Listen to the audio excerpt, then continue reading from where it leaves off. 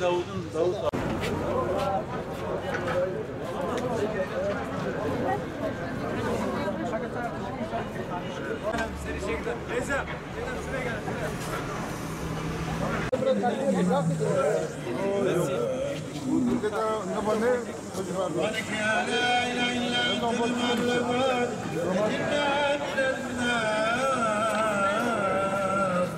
Umut Kervan burada 35 gündür burada hizmet veriyor. Allah-u Teala hayır yapan bütün arkadaşlar razı olsun. Gerçekten buraya yapan hayırlar inşallah hayrını karşılığını görecekler. Burada büyük bir yıkım var, yani burada büyük bir dram var.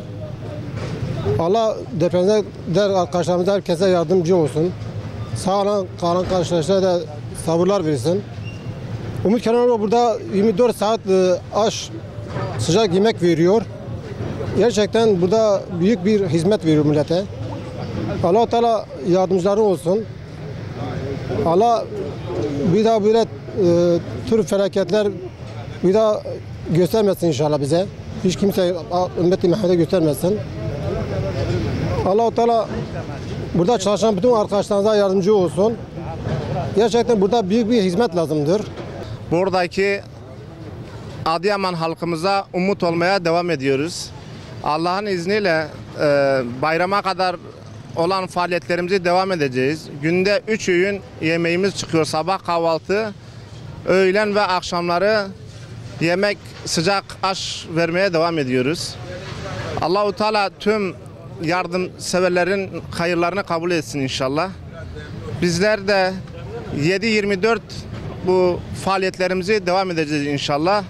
Rabbim tüm hayırseverlerin hayırlarını kabul etsin. Allah-u Teala bir daha böyle bir musibet halkımıza yaşatmasın Allah'ın izniyle. İnşallah biz yardımlarımıza devam edeceğiz. Umut olmaya devam edeceğiz. Duygu düşüncelerim şöyle. Ben daha önce de gelmiştim.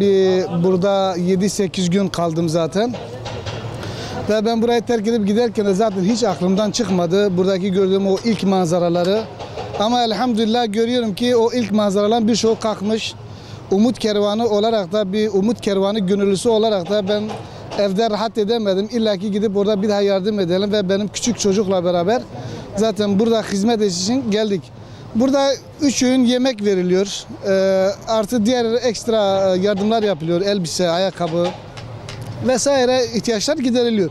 Ve biz de burada elimizden geldiği kadar yardımcı oluyoruz. Yani gece olsun, gündüz olsun. Gece saat 10-11'lere kadar burada odun dağıttığımız zamanlar oldu. Kömür dağıttığımız zamanlar oldu.